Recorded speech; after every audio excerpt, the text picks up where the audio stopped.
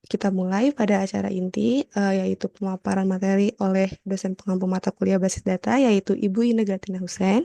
Dan nanti setelah pemaparan nanti ada sesi tanya jawab untuk teman-teman semua bisa bertanya nanti di sesi tanya jawab ya.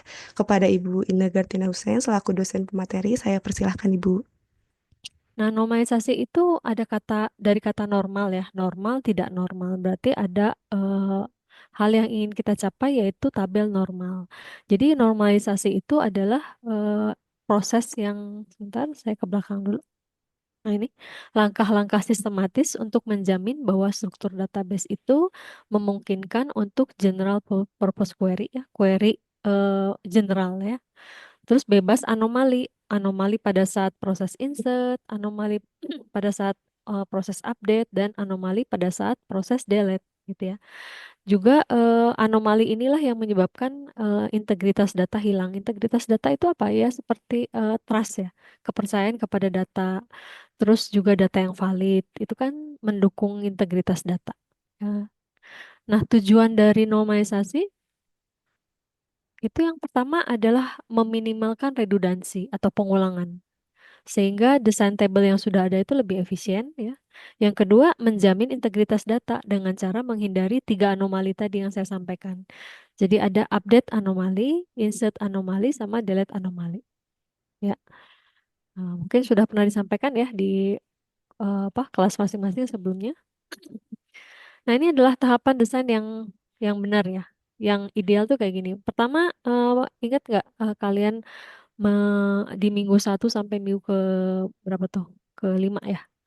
Itu kita melakukan desain tabel awal, mulai dari pertama membaca proses bisnis, kemudian berikutnya tentukan entity set, relasi, dan atribut, berikutnya menggambar IRD, dan kemudian membuat skema relasi, gitu kan ya.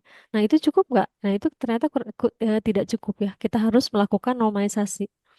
Misalkan di skema relasi itu kita menghasilkan ada 7 tabel nih ya, saling terkait. Nih, kita kasih garis nih antara satu tabel dengan tabel lain, total ada 7.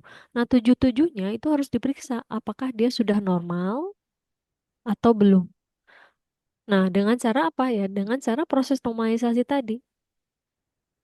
Nah, kalau yang sudah normal ya sudah tabelnya nggak usah diapa-apakan. Tidak ada pemecahan tabel, tidak ada dekomposisi. Namun kalau tabelnya ternyata ditemukan ya, masih ada anomali ya, nanti saya sebutkan ciri-cirinya ya. Jadi kalau syarat 1 NF itu apa, syarat 2 NF itu apa, syarat 3 NF itu apa, itu nanti saya sampaikan ya. Nah, ternyata tabel-tabel yang 7 tadi ya, misalnya kita udah mendesain skema relasi nih, tabel ada 7, 7 ternyata sudah normal, tidak ada tuh kriteria-kriteria yang saya sebutkan tadi. Oh, berarti sudah tidak usah melakukan normalisasi. Karena kenyataannya pada saat mahasiswa mendesain database, kemudian dibimbing oleh dosen, itu biasanya dosen langsung mengarahkan tabel yang dibuat itu nanti sebisa mungkin sudah normal 3 NF atau third normal form. Biasanya gitu ya.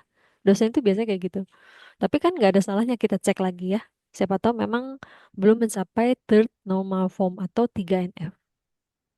Nah, sehingga kalau misalnya nih, tabel-tabel yang dibuat dari IRD terus semua udah normal, jadi kita ngapain gitu ya? Nah, akhirnya ada ide untuk membuat eh, mendesain tabel dari faktur atau kwitansi. Jadi dari faktur kita definisikan dulu kolom-kolomnya atau atributnya ada apa aja, baru kita melakukan normalisasi sehingga menghasilkan desain tabel. Jadi kalau IRD itu kan kita dari depan ke belakang ya. Nah, ini kebalik kalau dari kwitansi terus akhirnya adalah desain tabel itu jadi kebalik kayak flashback from back to front gitu ya. Jadi dari belakang ke depan jadinya. Jadi eh, berbagai cara untuk mendesain tabel. Kalau yang IRD tadi dari prosbis ke tabel, jadi dari depan ke belakang ya. Nah, sedangkan kalau yang kwitansi ke desain tabel ini justru kebalik ya. Dari belakang terus ke depan gitu ya. Ujung-ujungnya apa sih? Ujung-ujungnya nanti desain tabel yang lebih efisien dan bebas anomali tadi ya, yang hijau ya. Desain tabel yang lebih efisien dan bebas anomali. Ya. Apa sih yang maksudnya efisien dan bebas anomali? Itu skema relasi atau desain tabel atau desain database yang lebih baik. Kita biasanya menyebutkan normal ya. Jadi kalau misalkan mahasiswa dosen itu ini nggak baik. Kalau dosen itu kriterianya apa sih? Oh, mungkin baik tidak baik gitu ya. Terus kalau pacar gimana? Pacar mungkin ganteng tidak ganteng atau tidak ganteng gitu. Terus ada lagi kriteria kaya tidak kaya. Kalau tabel apa? Baik dan tidak baik bukan. Kalau istilah untuk tabel itu normal atau tidak normal. Jadi bukan ini tabelnya baik nggak? Baik itu apa? Tabelnya ganteng nggak? Itu kurang cocok juga. Tabelnya kaya, oh nggak cocok. Jadi istilah yang benar untuk tabel itu adalah normal atau tidak normal. Ya. Nah ini saya kenalkan dulu ya. Ini adalah bapak database kita. Ya, namanya Edgar Edgar F. Cote ya. Nah, dia mengenalkan normalisasi itu tahun 1970-an gitu ya. Mulai dari menemukan bentuk normal pertama, menemukan bentuk normal kedua, menemukan bentuk normal ketiga. Nah, kalau bahasa Inggrisnya gini ya, anak-anak cara bacanya first normal form, second normal form, third normal form. Cuman kalau kita biasanya bahasa Indonesia lebih gampangnya 1 NF, 2 NF, 3 NF gitu ya. Jadi sebenarnya bacanya first NF, second NF, third NF harusnya gitu ya.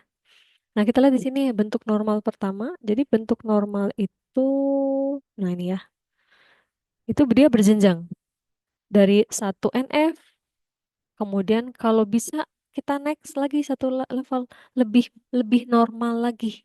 Masuk ke 2 NF, kita masuk lagi ke jenjang yang lebih tinggi. Bentuk normal yang paling optimal, 3 NF gitu ya, sampai ke BCNF. Nah, itu kalau optimal itu tabel yang optimal normalnya gitu ya. Optimal normalnya itu di 3 NF atau sejauh-jauhnya BCNF. Bentuk-bentuk normal lainnya ada BCNF, kemudian 4 NF, 5 NF, DKNF, sama 6 NF ya.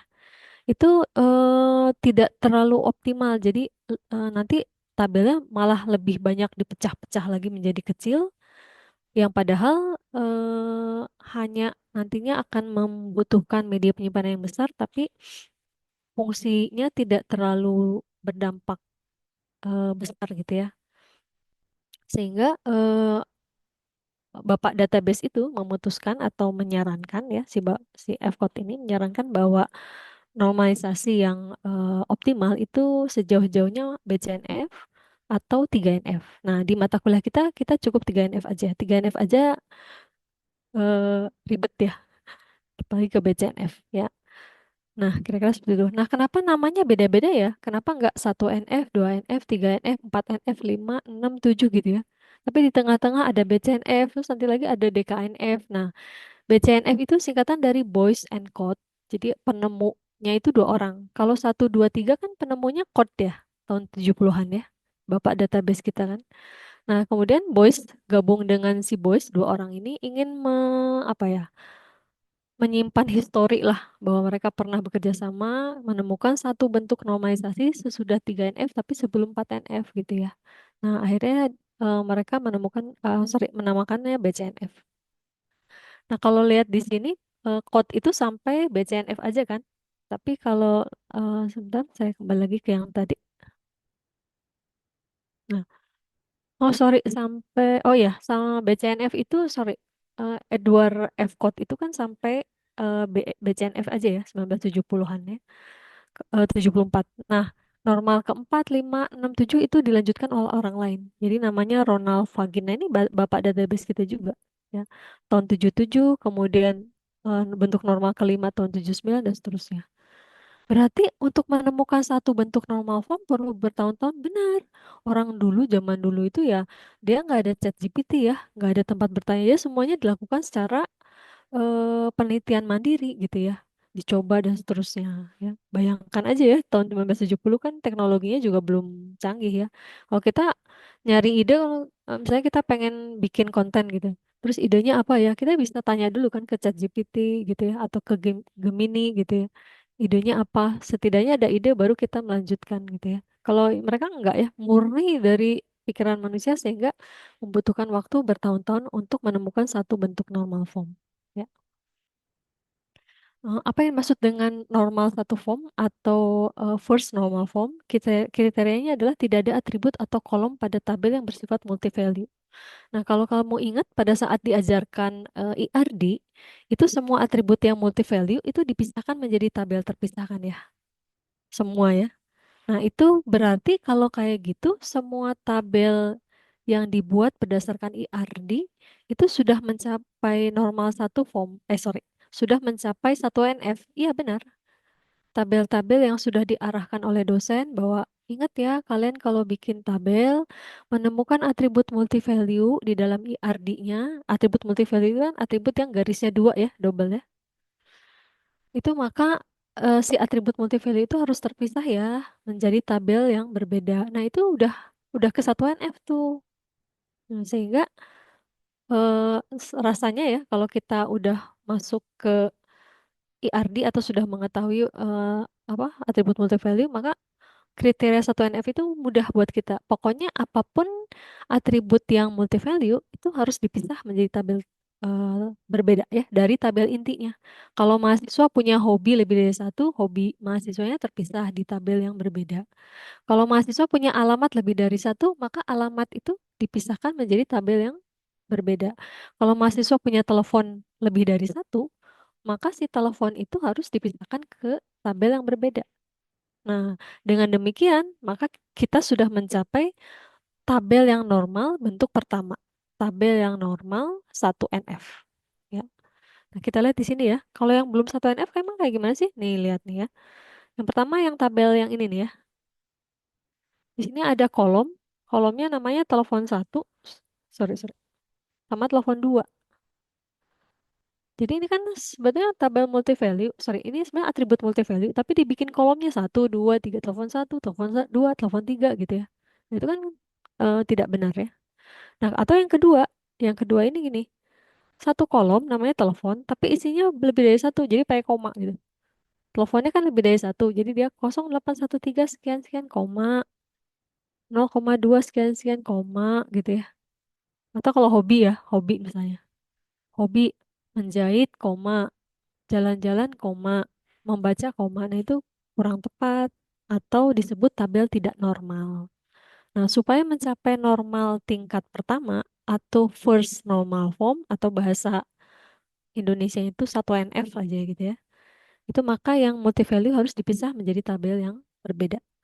Biasanya apa sih atribut multi-value? Pertama telepon, kedua anak, ketiga hobi, berikutnya alamat kalau lebih dari satu ya.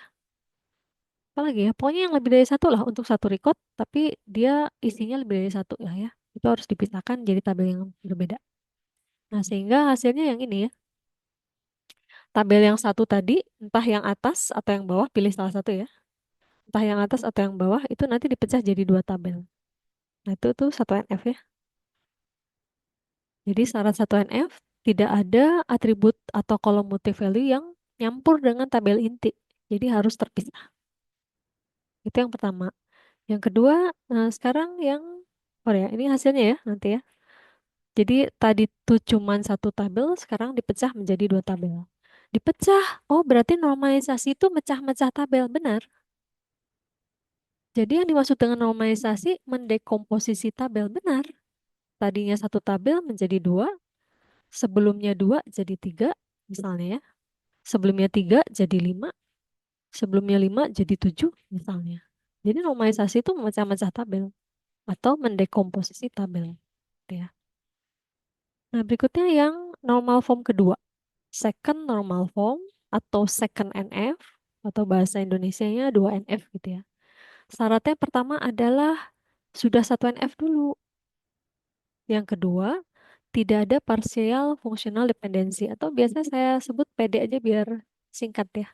Tidak ada PD. PD itu apa sih? Partial functional dependency. Bahasa Indonesianya ketergantungan secara sebagian. Parsial itu sebagian ya. Bergantung secara sebagian atau parsial.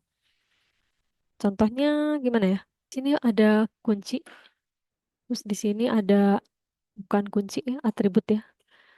Atribut kuncinya itu ada ibu dan bapak gitu. Menentukan anak. Nah, jadi key-nya itu ada satu tabel, key-nya itu ibu koma bapak. Ada satu tabel, key-nya itu adalah ibu koma bapak. Nah, non key-nya atau atribut bukan kuncinya itu anak, misalnya gitu ya. Nah, ternyata, kalau kayak gini ya, ini artinya anak bergantung pada ibu dan bapak kedua-duanya, nggak bisa salah satu.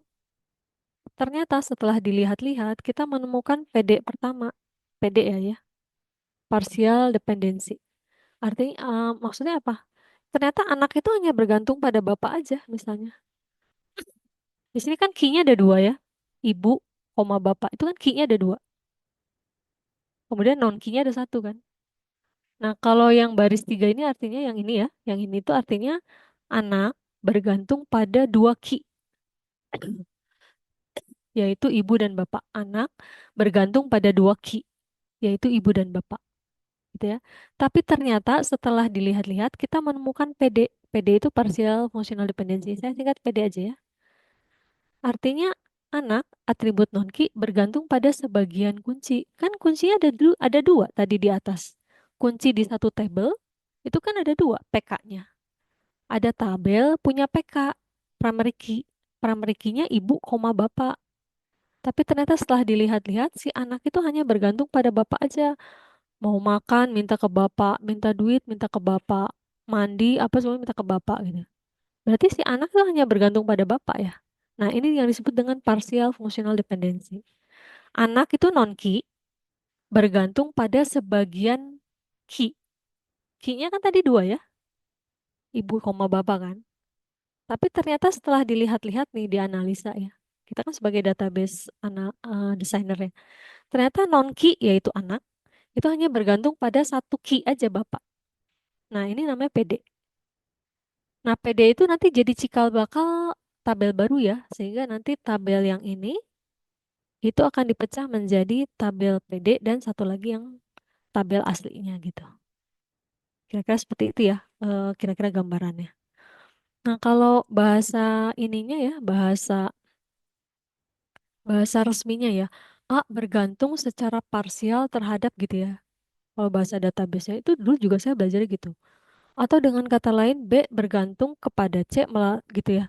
Tapi kita pakai bahasa yang lebih sederhana aja. Ini saya menemukan bahasa sendiri, yaitu non-key bergantung pada sebagian key. Udah, itu aja. Nah, tapi ingat di sini ada catatan. Umumnya PD itu muncul kalau key-nya gabungan antara dua atau lebih ya. Yang ini ya. PD itu muncul, PD muncul kalau key-nya itu ada dua atau lebih. Kalau key-nya cuma satu misalnya, ini saya hapus dulu ya. Misal di sebuah tabel ada kunci, kuncinya cuma satu yaitu bapak. Lah, terus ada satu non-key yaitu anak. Ini mungkin nggak ada PD, yang nggak mungkin orang key-nya cuma satu. Pasti anak bergantung pada semua key kan? Kalau kayak gini. Anak bergantung pada semua key ya, karena key-nya cuma satu. Jadi untuk kasus yang key-nya cuma satu, itu nggak akan mungkin ditemukan PD ya. Nah, sehingga ini ada kata-kata seperti ini. PD itu muncul itu pada key yang key-nya merupakan gabungan dari dua atau lebih atribut gitu ya. Itu kuncinya.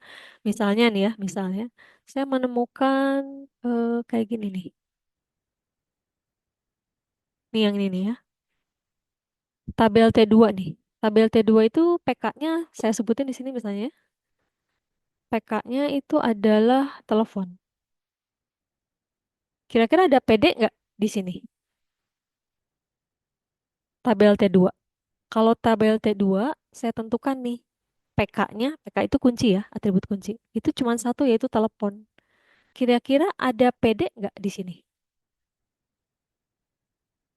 Ya, kalau misalnya PK-nya cuma satu atau kuncinya cuma satu, udah pasti nggak akan ada PD. Ya. Nah, kalau yang 3NF gimana? Kalau yang 3NF itu, pertama syaratnya adalah sudah memenuhi 2NF, kemudian berikutnya tidak ada transitive functional dependency atau tidak ada TD. TD itu apa sih? TD itu misalnya gini, A menentukan B. Jadi panah ini dibacanya menentukan ya. Kalau dari kiri ke kanan, panah itu dibacanya menentukan. Oh, tapi kalau dari kanan ke kiri dibacanya B bergantung pada A. Kalau dibacanya dari kiri ke kanan, A menentukan B gitu ya. Bacanya mau dari kiri ke kanan atau kanan ke kiri bebas ya. Jadi A panah B dibacanya A menentukan B. Atribut A menentukan atribut B. Nah, kalau dibacanya dari kanan ke kiri, atribut B bergantung kepada A gitu ya. Atau atribut B ditentukan oleh A gitu ya. Nah, yang disebut dengan transitif itu adalah bergantung tetapi secara tidak langsung. Kayak dia saya cinta dia, tapi dia cinta A cinta ke B, tapi B cinta ke C gitu ya. Nah, apakah A mencintai C? Kira-kira kayak gitu ya. Nah, A menentukan B, tapi B menentukan C. Jadi dengan kata lain, A dengan C ini saling menentukan tetapi tidak langsung ya. Sekali lagi ya. A menentukan B, sedangkan B menentukan C. Berarti tidak langsung, secara tidak langsung nih ya. A itu menentukan C, betul nggak? Iya, secara tidak langsung ya kayak segitiga, cinta segitiga gitu. A mencintai B, sedangkan B mencintai C. Nah, apakah A mencintai C gitu ya? Nah, kira-kira kayak gitu. Nah, jadi bahasa resminya begini, C bergantung secara transitif terhadap A melalui B. Pusing nggak sih? Pusing ya. Kalau saya sih pusing ya. Ini ada bahasa yang saya temukan sendiri yaitu non-key bergantung pada non-key. Ya, kita lihat contohnya ada nggak di sini? Nih ya, contohnya ini ya. Misalkan kita punya tabel. Tabelnya namanya T11 aja gitu ya. Nah, tabel ini sudah memenuhi 2NF, tapi kita mau melakukan normal form sampai bentuk ketiga. Normal form bentuk ketiga itu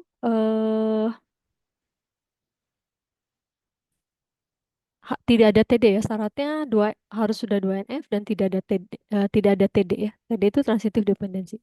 Ini contohnya begini ya. Pertama kita tuliskan dulu FD. FD itu functional dependency. Tulis aja dulu FD. FD itu functional dependency. Saya tulis FD. Atribut kunci saya tulis belum tanda panah. Atribut bukan kunci sisanya dong ya. Atribut bukan kunci sisanya dong. Sisa dari kolom-kolom ini loh. Kan di sini saya sebutkan NIM itu adalah PK-nya, atribut kunci. Berarti NIM saya tuliskan sebelum tanda panah kan. Nah, berarti atribut sisanya yang nama MHS gitu. Terus kode jur, nama jur, itu ditulis di mana? Ditulisnya sesudah tanda panah, sisanya. Nah, yang sesudah tanda panah masuk ke kategori non-key. Atribut yang ditulis sebelum tanda panah, kategorinya key. Nah, kalau TD itu tadi saya sebutkan adalah non-key bergantung pada non-key. Jadi kita lihat di sini. Di sini ada yang satu tema enggak? Contohnya ya, nama jur ternyata ditentukan oleh kode jur satu tema kan? Satu tema jurusan sama jurusan. Nama jur itu non-key. Ternyata bergantung pada kode jur, yaitu non-key juga. Jadi non-key bergantung pada non-key. Nah, non-key yang bergantung pada non-key itu adalah TD. Nah, kita tulis di sini ya, di bawah. TD adalah kode jur menentukan nama jur atau kalau dibaca dari kanan ya, nama jur bergantung pada kode jur. Kira-kira gitu ya. Mau baca mau dari kiri ke kanan atau kanan ke kiri bebas ya. Nah, sehingga yang TD ini pasti jadi tabel baru ya. TD pasti jadi tabel baru. Tabel barunya adalah T111 misalnya ya. Kita kasih nama tabel T11-nya. Nah, kemudian berikutnya kita menuliskan FD sisa. FD sisa itu yang ini. Yang ini kita tulis ulang. Yang atas kita tulis ulang di bawah. Ditulis aja dulu. Tapi non key-nya sudah dikurangi non key yang ini, Dek. Non key yang ini, non key sisa ya, FD sisa. Non key-nya sudah dikurangi non key dari TD. Gitu. Nah, sehingga ini jadi tabel pertama yaitu T111 yang ini menjadi tabel kedua T112 gitu ya. Nah, kalau misalnya saya ringkas ya, syarat tabel 1NF, syarat tabel 2NF, syarat tabel 3NF ya. Pertama sudah 2NF, yang berikutnya adalah Tidak ada TD. TD itu yang saya bilang non-key bergantung pada non-key ya. Ciri-cirinya gimana kalau non-key bergantung pada non-key? Biasanya satu tema. Nih, kode jurusan, nama jurusan gitu. Itu temanya satu sendiri, terpisah dibanding non-key yang lain. Nah, ini adalah TD, itu ciri-cirinya. Nanti ada lagi misalnya ya, misalnya kode film, koma, misalnya ya di sini ya. Ini saya ngarang aja dulu ya. Ada kode film, judul film, terus udah misalnya dua. Itu udah pasti TD. Kenapa? Ini satu tema, satu topik. Ini non-key kode film menentukan judul film. Atau kalau dibalik kata-katanya non-key judul film bergantung pada non-key kode film. Ini pasti jadi satu TD lagi gitu. Jadi ciri-ciri TD itu lihat aja yang topiknya dia unik sendiri, berbeda sendiri dari yang lain. Nih kode jur sama nama jur satu topik. Itu jadi satu TD ya. Kemudian kode film sama judul film satu topik juga. Itu jadi satu TD juga. Ya, kira seperti itu ya. Jadi kalau saya bisa simpulkan ya, jadi normalisasi yang optimal itu kan sampai 3NF ya. Kalau di mata kuliah kita 3NF ya. Tapi boleh BCNF, boleh. Sejauh-jauhnya BCNF ya. Boleh di screenshot dulu. Ini adalah normalisasi syarat-syarat tabel 1NF. Tidak ada atribut atau kolom multivalue yang gabung sama tabel inti ya. Jadi dia harus dipisah. Yang syarat kedua adalah 2NF ya. Syarat tabel 2NF itu pertama sudah 1NF. Yang kedua tidak ada PD. PD itu partial dependency ya. Sebenarnya panjangnya partial functional dependency, tapi kita singkat partial dependency aja ya, atau PD ya. Nah, syarat tabel yang 3NF itu pertama sudah 2NF dan tidak ada TD. TD itu singkatan dari transitive functional dependency. Transitive functional dependency. Ah, panjang. Kita singkat TD aja. Nah, baik, misalkan nih kita punya faktur pembelian kayak gini ya. Ini faktur ya, faktur apa kwitansi faktur nih ya. Bedanya faktur apa? Kalau faktur itu invoice ya, tagihan. Faktur itu invoice tagihan. Kalau kwitansi bukti bayar. Ya, jadi bedanya apa? Kwitansi sama faktur. Kwitansi itu bukti bayar. Kita udah bayar nih, dapat kwitansi gitu kan ya. Kalau faktur atau bahasa Inggrisnya invoice itu tagihan, belum dibayar nih. Pak, Bu, ini tagihannya faktur namanya. Belum dibayar, gitu ya. Tapi minta dibayar tentu ya. Saya minta dibayar ini nih, tagihannya ini. Tagihannya itu yang namanya faktur atau invoice, gitu ya. Nah, misalkan di sini ada eh, judul faktur pembelian ya. Sini mana ya? Kemudian ini ada nama ininya ya. Ada nama perusahaannya PT Sampel Data Zahir. Nah, ini bagian yang ini ya, yang kotak ini. Itu kita kasih nama header ya. Sedangkan yang bawah ini atribut-atribut di dalamnya, atribut-atribut tuh kayak subtotal, total pajak, biaya pengantaran, dibayar saldo. Itu kita sebut footer. Nah, kalau dibikin tabel nih ya, kalau dibikin tabel, yang footer itu masuk ke tabel tag header, nama tabelnya pembelian. Yang ini juga sama, yang header juga sama. Yang header itu masuk juga ke tabel tag header, yaitu nama tabelnya pembelian. Nah, sedangkan yang tengah saya ganti warnanya jadi hijau ya. Nah, sedangkan yang di tengah ini, data-data di dalamnya itu masuk ke dalam detil pembelian. Ya, biasanya kalau ada tabel pembelian, itu kan pasangannya detil pembelian ya enggak?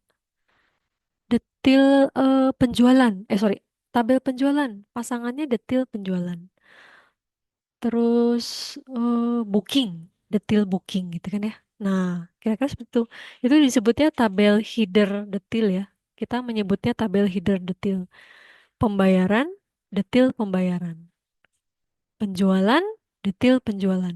Tabel header dan tabel detil gitu ya. Jadi detil, header detil namanya.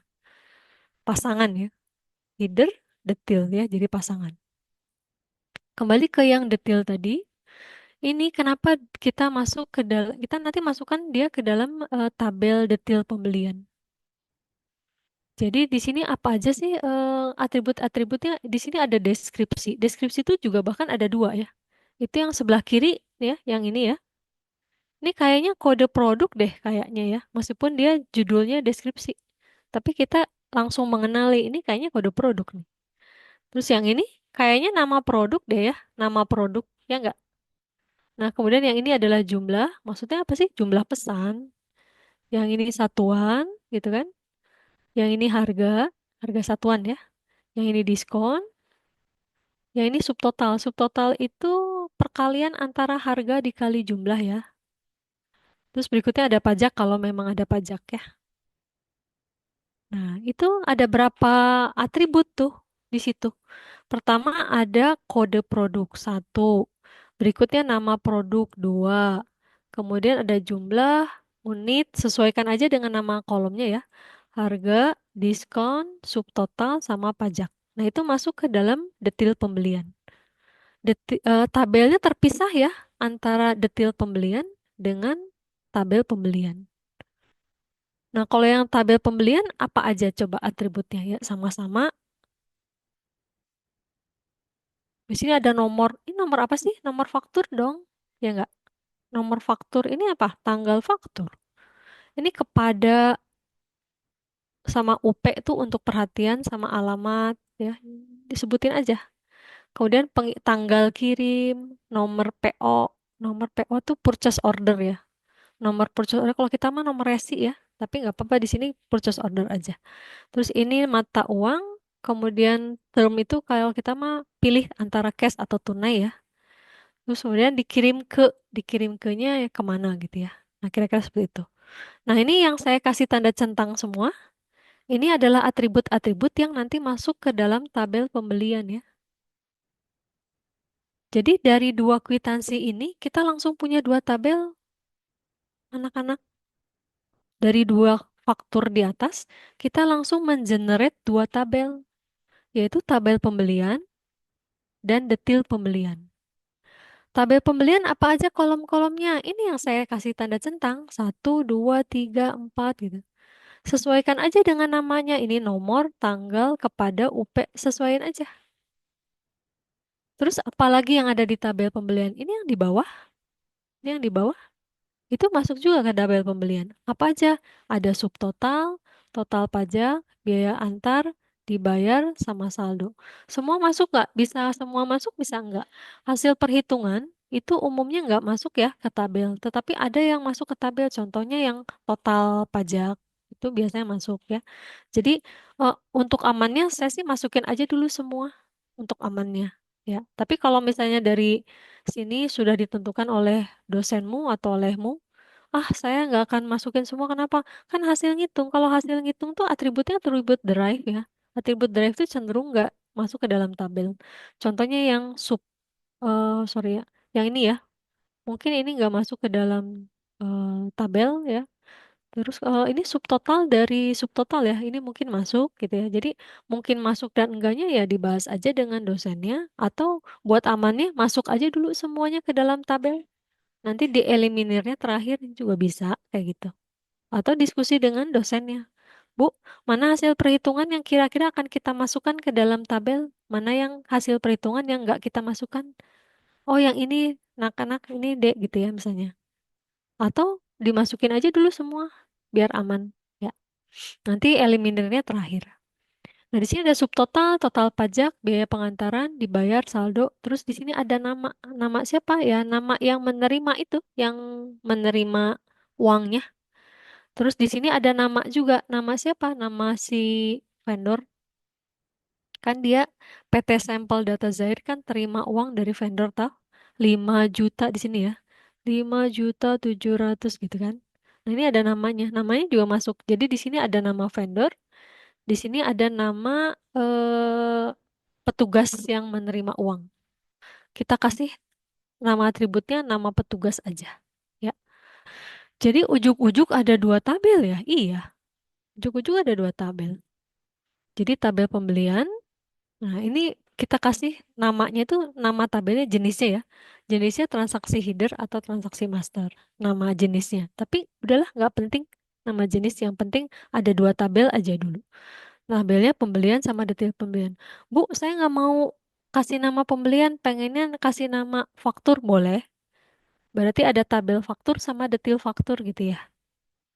Bu, saya nggak mau nama tabelnya faktur sama detail faktur, maunya transaksi boleh.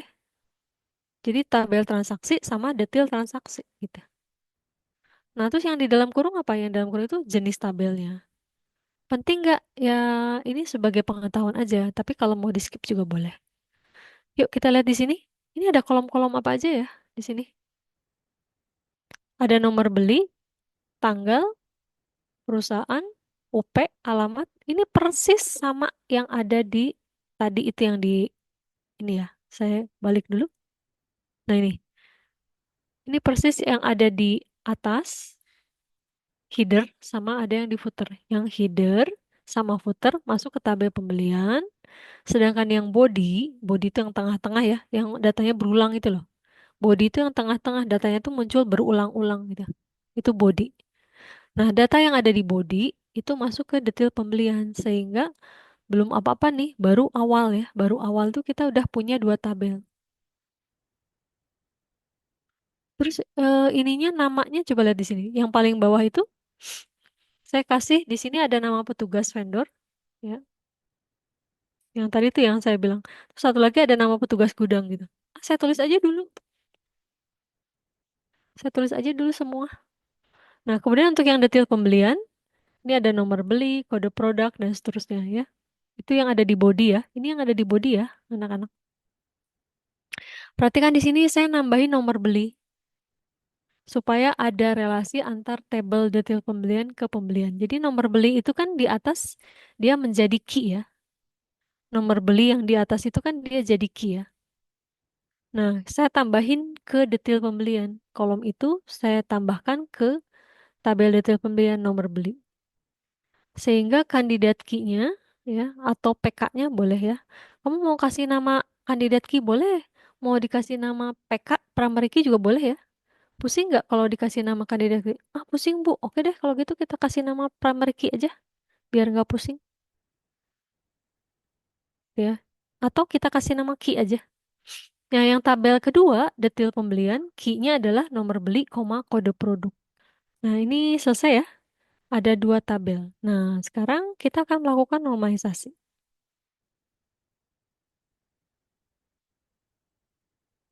Tabel yang pertama dulu ya, pembelian dulu ya. Kita mulai ya. Oh ya, ini disebutnya master detail ya. Tabel master detail itu yang atas, tabel master yang bawah detail ya. Nah, atribut hasil perhitungan umumnya tidak masuk ke dalam tabel sebagai kolom atau atribut, contohnya subtotal ya, atau subtotal pada detail yang di tabel pembelian sama subtotal pada detail pembelian. Tapi di kasus ini saya masukin aja dulu, gitu ya.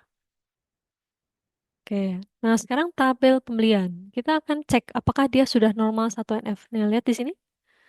Kita akan cek apakah dia sudah normal 1NF. Ya, caranya aturan 1NF, normal 1NF. Yaitu tidak ada multi value. Nah, coba cek, ada ini enggak alamat yang lebih dari satu? Ada enggak itu telepon yang lebih dari satu? Ngeceknya di mana? Ngeceknya di kwitansi. Balik lagi ke kwitansi faktur. Ada enggak alamat yang ditulisnya lebih dari satu? Telepon ada enggak? Oh, enggak ada di sini. Berarti enggak ada multi value-nya.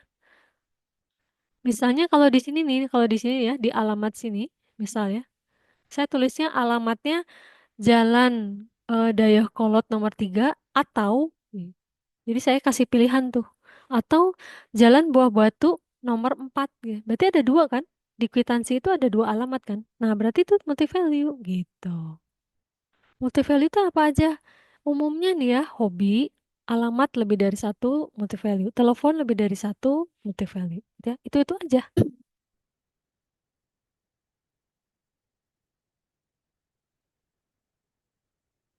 Nah, coba lihat di sini. Oh, ternyata saya tidak menemukan misalnya ya, tidak menemukan multi value. Sehingga tabel yang di depan ya, kamu bikin tabelnya boleh ke samping kanan terus ya ngederedet. Atau boleh juga ke bawah. Ingat nggak waktu kita bikin skema relasi, kan tabel yang kita bikin ke bawah ya, nyusunnya atribut pertama, terus di bawahnya atribut kolom kedua gitu ya. Nah, boleh ke kanan terus sepanjang mungkin, boleh ke bawah juga. Kira-kira enaknya kemana? Ya, sesuaikan aja dengan kebiasaan kamu. Kalau mau nulis tabelnya terbiasa nyusun ke bawah, ke bawah.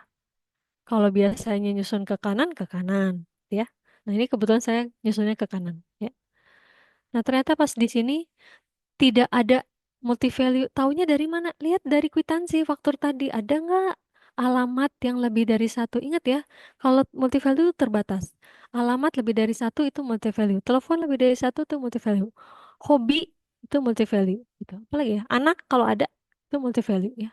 Istri masih menjadi pertanyaan ya. Nah, kemudian cek apakah ada atribut multi-value pada tabel pembelian. Ya, karena apa? Karena aturan normal form, first normal form, aturan first normal form itu tidak ada multi-value pada tabel master. Maka kita harus cek apakah ada atribut multi-value pada tabel pembelian. Kita harus cek. Nah, kalau tidak ada, ya, kalau tidak ada, maka tabel pembelian sudah normal 1NF. Dan tabel pembelian tidak perlu dipecah, tidak perlu didekomposisi, gitu. Oke ya. Jadi tabel pembelian sudah satuan F. Selesai. Dah ya. Nah, sekarang lanjut. Masih di tabel ini. Jadi cara ngecek normalisasi itu per tabel ya, anak-anak ya. Oke, lanjut. Masih di tabel pembelian. Ya, saya hapus dulu garis-garisnya.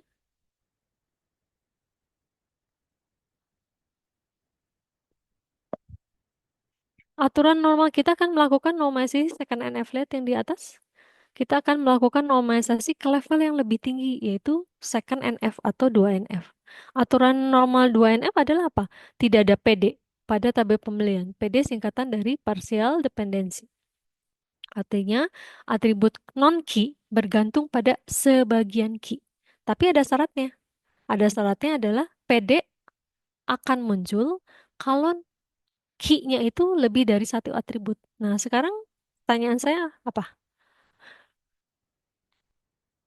Nah, kalau kandidat key ya, kalau kandidat key atau key hanya ada satu atribut, maka sudah dipastikan tidak ada PD ini. Udah pasti nih nggak ada PD, udah pasti. Lah, atribut PK-nya aja itu cuma satu atribut. PK-nya aja cuma terdiri dari satu atribut yaitu nomor beli. Jadi udah nggak mungkin ada parsial-parsial lagi. Oh gitu ya? Iya. Jadi gimana? Jadi kalau udah nggak ada PD, maka tabel pembelian sudah normal 2NF.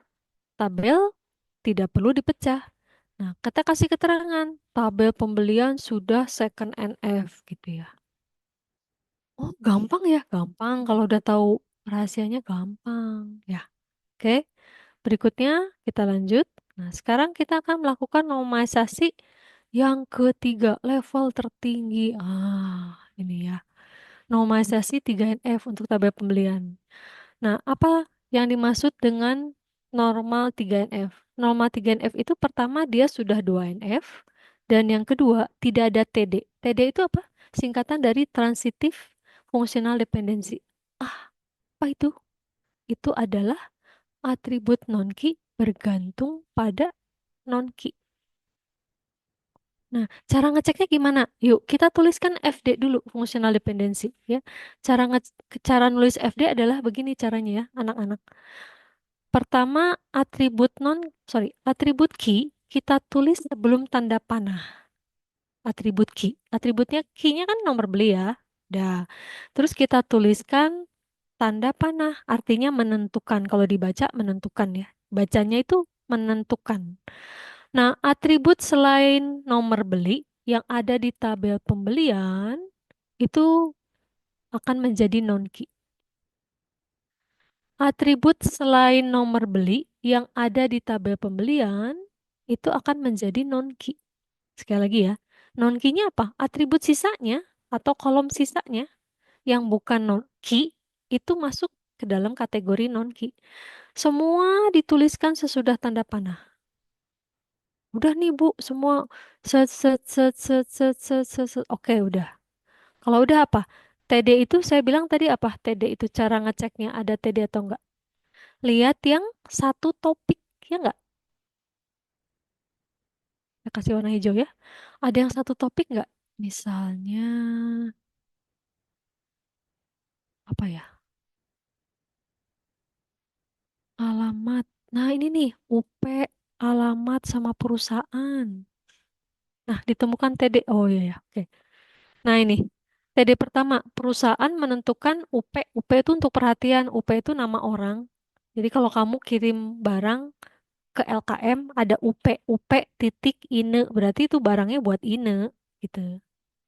Alamatnya Jalan Telekomunikasi nomor 1 gitu ya. Perusahaannya apa? Fakultas Ilmu Terapan gitu ya. Jadi TD pertama kita menemukan satu topik pertama nih, perusahaan UP alamat. Nah, jadiin TD tuh satu TD. Nanti TD pertama ini akan menjadi tabel terpisah ya. Oke, berarti yang TD pertama itu akan menjadi tabel pertama. Nama tabelnya apa? Bebas lah. Tapi sesuaiin aja ya. Itu kan perusahaan. Perusahaan menentukan UP dan alamat. Jadi saya ini bikin nama tabel ya. Nama tabelnya adalah perusahaan ya. Terus menciptakan satu kolom baru yang menjadi PK ID perusahaan ya. Itu sebagai PK. Kemudian nama pernya ini diambil dari perusahaan, alamat dan UP itu diambil dari sini gitu. Jadi itu jadi satu tabel pertama ya. Oh, boleh ya menciptakan atau menambahkan kolom baru boleh. Biasanya untuk yang PK itu kita biasanya kan nambahin kolom baru kan. Dari zaman kita belajar skema relasi kan juga gitu ya. Kita boleh nambahin atribut baru atau kolom baru untuk PK ya, untuk atribut kuncinya ya. Nah, sehingga tabel perusahaan sudah 3NF nih. Tabel yang ini ya, sudah 3NF. Kemudian kita harus, oh berarti nggak ada TD lagi ya. TD-nya berarti cuma satu ya. Kita balik lagi ke sana. Oh, dilihat dari sini, berarti topik yang kita temukan yang terpisah dari yang lain-lain itu adalah perusahaan, UP, dan alamat aja. Yang lain-lainnya berarti nggak ada ya. Oke. Nah, berarti ini kita harus membuat FD setelah dikurangi TD. FD setelah dikurangi TD itu yaitu FD sisa tadi ya. Di sini apa? Kita tulis lagi kunci yang di atas itu, kunci yang ini ya. Nah ini, tulis aja lagi di sini. Tulis lagi di FD yang bawah. Kemudian non key-nya harus non key yang semula, tapi udah dikurangi UP dan alamat. Jadi di sini nggak ada UP dan alamat ya, di sini. Ini tanggal, ini perusahaannya yang tadi ya, tanggal kirim dan seterusnya. Jadi ini non key-nya non key sisa gitu. Maksudnya non key tapi non key sisa. Non key yang sudah dikurangi TD tadi, TD 1 gitu ya. Nah, sehingga nanti FD ini akan menjadi tabel pembelian. Yang di atas kan tadi tabel perusahaan kan? Yang di atas kan tabel perusahaan sudah 3F. Nah, sekarang sisanya itu tabel pembelian. Nah, kira-kira seperti ini. Nah, perusahaan itu saya ganti menjadi ID per ya. Perusahaan itu nama kolomnya saya ganti menjadi ID per. Sehingga nanti ada relasi antara tabel perusahaan dengan tabel pembelian. Nah, kita lihat ya. Nah, ini untuk yang tabel pembelian. Berarti tabel pembelian ada 3 ya. Sorry, ada 2 ya. Jadi, hasil normalisasi 1 sampai 3NF untuk tabel pembelian, itu tadinya satu tabel, dipecah jadi 2. Sekali lagi ya, hasil normalisasi untuk tabel pembelian, normalisasinya sampai 3NF ya. Semula satu tabel, sekarang endingnya menjadi 2 tabel. Tabel detail pembelian. Kita lakukan normalisasi langkah yang pertama 1NF. Tadi ciri-cirinya apa 1NF? Tidak ada atribut multi-value yang nyambung sama tabel intinya ya. Nah, kita cek di sini. Cara ngeceknya gimana? Cara ngeceknya adalah ada nggak hobi, alamat, telepon? Nggak ada. Berarti set, itu udah 1NF nih. Oke, kita masuk ke 1NF dulu. Aturan 1NF apa? Tidak ada multi-value pada tabel inti, tabel master. Kita cek apakah ada multi value, ternyata tidak ada. Sehingga tabel detail pembelian ini sudah normal 1NF. Tidak perlu dipecah. Selesai. Beres. Sekarang masuk ke normalisasi 2NF. Syaratnya apa? Syaratnya sudah 1NF dan tidak ada PD. Aturan 2NF. Syaratnya apa? Normal, bentuk normal kedua atau bentuk 2NF. Syaratnya apa? Pertama sudah 1NF. Kedua tidak ada PD. PD itu apa? Partial dependency. Nah, ciri-ciri partial dependency atau atribut non-key bergantung pada sebagian key, ciri-cirinya adalah key-nya atau PK-nya, di sini saya sebut key ya, key-nya atau PK-nya lebih dari satu atribut. Nah, ini kita nemuin nih. Kita nemuin tabel yang key-nya terdiri dari dua atribut. Ini berpotensi ada PD nih. Ini berpotensi. Ciri-ciri tabel yang kemungkinan ada PD itu kalau dia key-nya terdiri dari dua atribut atau lebih. Nah, ini ada potensi nih. Potensi itu maksudnya apa? Ya bisa ada, bisa enggak gitu ya. Kita tetap harus cek gitu ya. Tapi pasti ada potensi. Tapi kalau ada tabel, kemudian key-nya cuma satu atribut, itu langsung pas. Nggak ada PD. Udah jelas tabel itu sudah 2NF gitu ya. Nah, sekarang kita masuk ke sini. Periksa partial dependency atau PD-nya. Artinya apa sih? Kalau bahasa ininya itu PD itu atribut non-key bergantung pada sebagian key lah ya. Nah, pertama kita tulis dulu FD ya. Selalu ya. Langkah awal selalu tulis FD. FD itu apa sih? Singkatan dari functional dependency. Apa sih FD itu? Itu loh nulisin non-key sebelah kiri dari panah, kemudian tulisin tanda panahnya, kemudian tulisin atribut non-key setelah tanda panah itu loh FD. Oh, oke. Kita tulis dulu FD. Yang atribut kunci atau key kita tulis sebelum tanda panah. Setelah itu kita tulis tanda panah. Setelah tanda panah kita tulis atribut lain sisanya yang bukan key ya. Yaitu ada nama produknya non-key ya. Non-key itu nama produk, jumlah, unit, harga, diskon, subtotal, sama pajak. Sedangkan key, lihat aja dari atas nih. Key-nya adalah nomor beli dan nomor beli, kode produk. Gitu ya. Oke, dari sini kita lihat ada PD nggak ketemu satu. Yaitu ternyata nama produk, unit, harga, diskon hanya bergantung pada satu sebagian key, yaitu kode produk saja. Bukan bergantung pada nomor beli, kode produk, bukan. Nah, karena non-key nama produk, unit, harga, diskon bergantung pada sebagian key yaitu kode produk, kita tulis di situ PD1 gitu ya. Itu nanti jadi tabel terpisah itu. Oke, ketemu ya. Nah, sekarang PD2 ada nggak? Oh, nggak ada. Ada nggak? Ya, oke ya.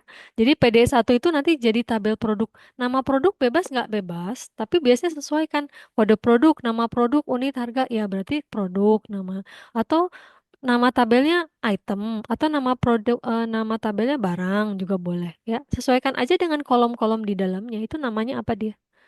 Nah, tabel produk isinya apa? Ada kode produk, nama produk, unit, harga, diskon.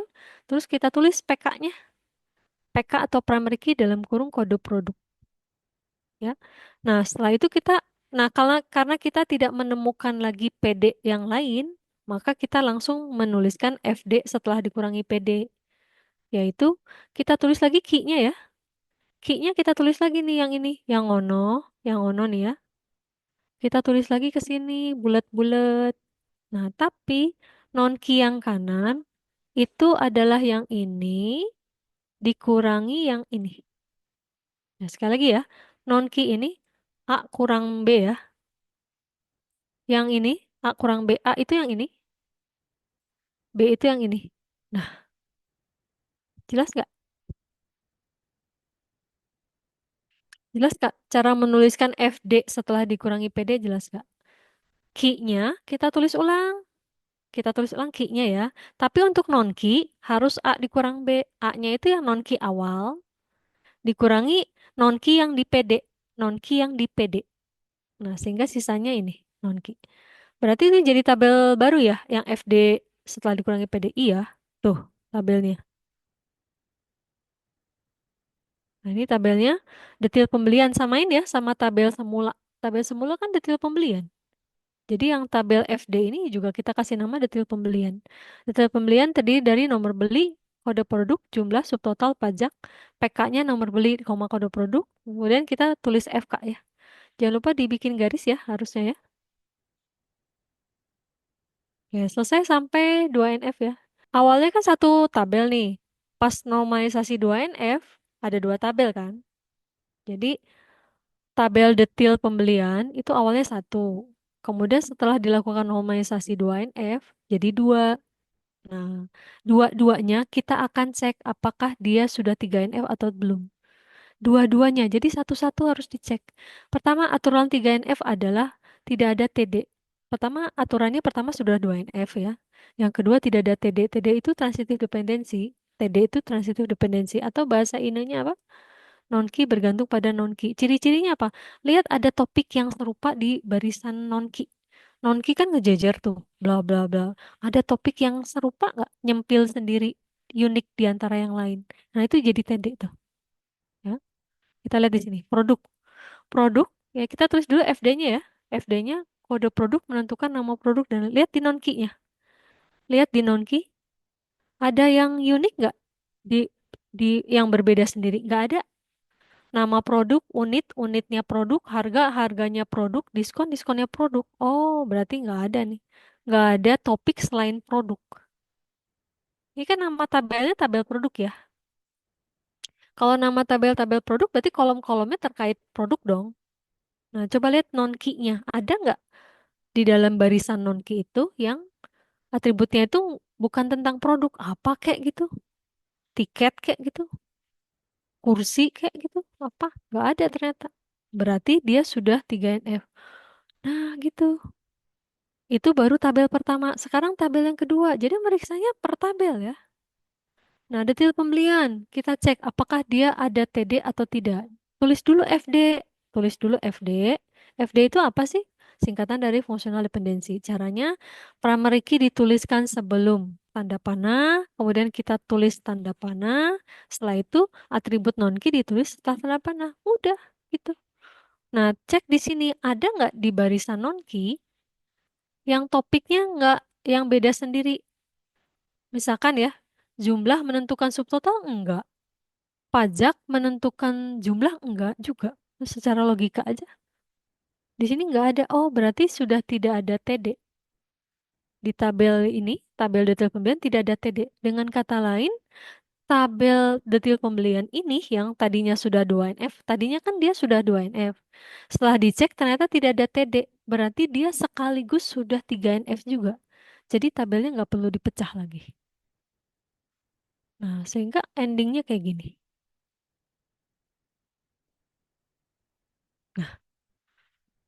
Nah, siapa di antara kamu yang terbiasa menuliskan tabel ngejajar ke bawah? Bikin kayak gitu tabelnya ngejajar ke bawah. Yang udah terbiasa bikin tabel kolom-kolomnya ke kanan, ya bikinlah ke kanan. Sesuaiin aja dengan kebiasaan masing-masing. Nah, ini kebetulan saya bikinnya ke kanan ya. Kenapa? Kalau kamu ke bawah nggak cukup, khususnya untuk yang tabel pembelian ya. Di satu slide ini, di tabel untuk tabel pembelian terlalu ke bawah, jadi nggak cukup. Jadi saya ke kanan gitu. Gitu ya. Itu sebenarnya masalah kebiasaan aja. Nah, akhirnya inilah tabel atau skema relasi setelah normalisasi sampai third normal form. Inilah skema relasi setelah normalisasi sampai third normal form. Ya. Jadi ini ada tabel perusahaan, udah 3NF ya.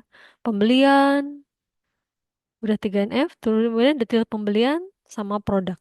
Jadi totalnya awalnya ya, total semula tabel sebelum dilakukan normalisasi, itu tadi ada dua tabel kan. Nah, saya mundur sebentar. Saya mundur sebentar. Endingnya jadi 4 tabel.